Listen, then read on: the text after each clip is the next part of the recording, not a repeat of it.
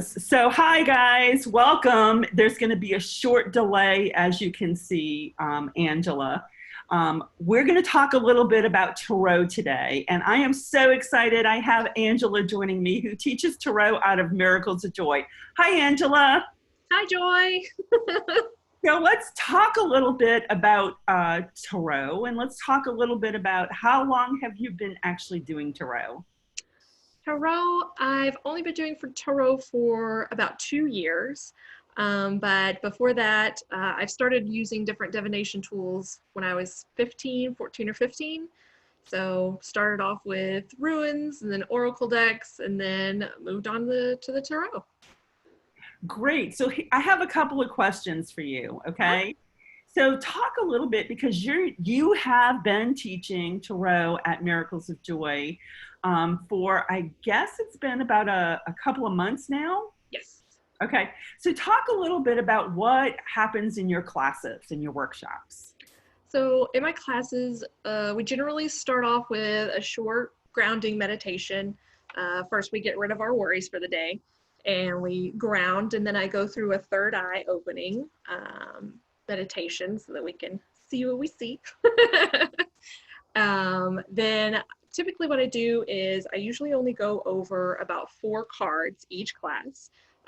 Even though this class is about reading to tarot intuitively, I do still want to give you some basics and background about cards, but I don't want to make it all about rote memorization. So I do go over 4 cards. I usually have a handout and I give different examples of different decks of each card. So if we're going over the Fool, I'll have the traditional Rider-Waite Fool, and then I'll usually have 3 other Fools from different decks, just to show you what the Fool can look like through a spectrum of decks. We'll talk about those, and then I usually have like an activity to do. So we did a deck interview spread. So we interviewed our different decks, and we went around the room and we talked about how our decks talk to us. And so each class is a little different. Every class is 4 different cards and different spreads or readings or things to learn. It looks like our video kind of, for some reason, just died and ended. I don't know why. I don't know, it still says recording. Okay. On my side. Zoom, so I'm just going to continue to record it, and I can always share this after. Yes. Okay, so I'm getting messages on Facebook. Okay. Someone's commenting. See if I could switch over to mine. Oop, not that. Do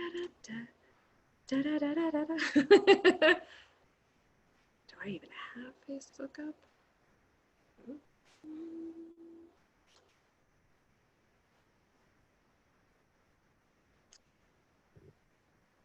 Huh. Oh, it's up again. We're just told that we're live again. So Yay. How weird. So I'm going to talk a little bit about, I know that you read the tarot cards intuitively. Yep. So let's talk a little bit about someone that does it technically and someone that does it intuitively. What kind of makes it different? So someone who reads technically, or I usually call it by memorization, they have memorized what each card typically means or is supposed to mean. They're usually really good at numerology, so they know that like 1s are for aces, which are 1s are for beginnings, and 10s are for endings, and they've memorized each of the 78 cards and what those cards are supposed to mean. Intuitively, I do know, because I've done so much research on them, I do know what the cards are supposed to mean or what they typically mean. But sometimes I'll get a card and I go mostly off the imagery. So I have different decks, and I've made sure to get decks that are full of symbolism or imagery, something that speaks to me. And I'll lay the card down, and even though I might know that that particular card might be about decisions, But for me, this particular reading that I'm doing, it's all about the two trees that are standing together in the background. And I work with my guides with my decks, and I like, my eye gets drawn to those trees, and I know it's about those trees and not what the card typically means. If that makes sense. That does.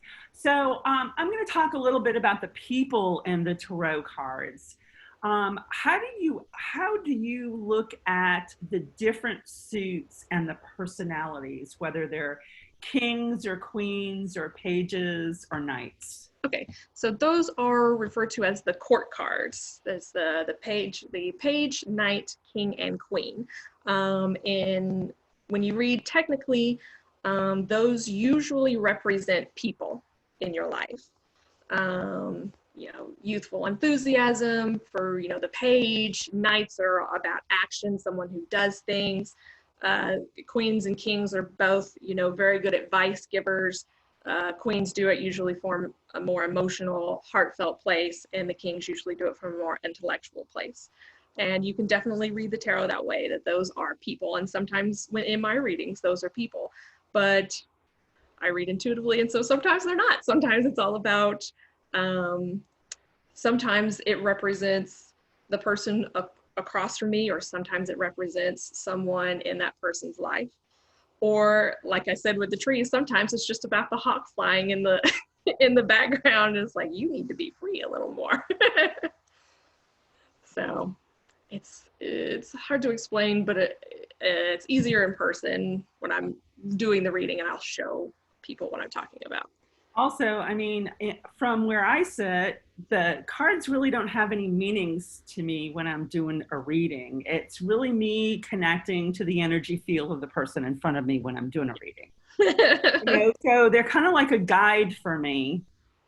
And to talk a little bit about what do they represent, I like the, I want to say, the mysticism about where the tarot cards came from. Mm-hmm. Part of it is no one really knows where they came from. They were in the Far East. They have a lot of Egyptian similarity to them. So they were in the Far East, and they were actually brought into the West, and it's what our playing cards are as of today. Yes, they started out playing cards. So it's more like a game, and it's more like, people were using it more as a game, where it really came into a place where you can intuitively connect with it. Mm-hmm. One of my favorite explanations that I ever had about the tarot cards is the different suits and what they represent. And when people look at the swords, in a lot of cases, people consider that as representing negative aspects. They're not really negative aspects. Mm-hmm. They're mostly, the swords represent obstacles and really our own fears, and that's how I kind of look at them. And like the cups represent our emotions. Mm-hmm. And I look at the wands as really representing more, if you want to look at it, a lot of them look like farming cards. Yeah, that's true. But if you really consider, that's what work was at that particular time. It was more about farming and bringing the harvest in, which was really important, which really, to me, represents work. And when I've kind of looked at the pentacles, that were probably the people that had the money. Yeah. Merchants. Of that nature at that particular time. So when someone comes into a class, do you pick different subject matters to kind of go over? I usually plan them out before the class. So I have my little calendar sheet, and I try to go and flow. So, the first class I started with going through the major arcana, and I started with, the first 4 of the majors, and then in that class we talked about the difference between the majors and the minors. And then as we progressed through the class, like sometimes one class was going to fall on a pagan holiday, and I was going to have a spread based on that, but that didn't work out because things happened. What else? At the beginning of the year I had, I had a class right at the beginning of the year, and I had a spread about looking forward and looking back. And then another class we had, you know, doing our full year spread. And so I try to base it a little bit on what we're learning about and a little bit on what's going on like month wise and what's happening. That makes sense. So let's say someone wants to learn how to read the tarot cards. You know, they've been kind of intrigued. They read their books. I mean, I know so many people who have a set or have had a set for years, but really don't know how to read. What level does someone need to be at to actually join your class? Any level. Okay. I've had people come in there who don't even have a tarot deck yet. Mhm. And we're like, I don't know what to do. And I'm like, well, come on in. Let me let me help you. And I have decks for students to use if you don't have a deck yet, or if you want to test out different decks. But I've also had people who have been reading for years. Who I had one student who she was just, you know, tired. Like all the cards were, you know, looking and meaning the same, and she was just kind of over tarot. And she saw the class and came in, and like I taught her a different way. Like I told her, don't use that deck. I gave her a different deck to use. She fell in love with that deck and bought it. And I was like, don't go by what your memory says. Go by what you feel, what you see, what's important in that card.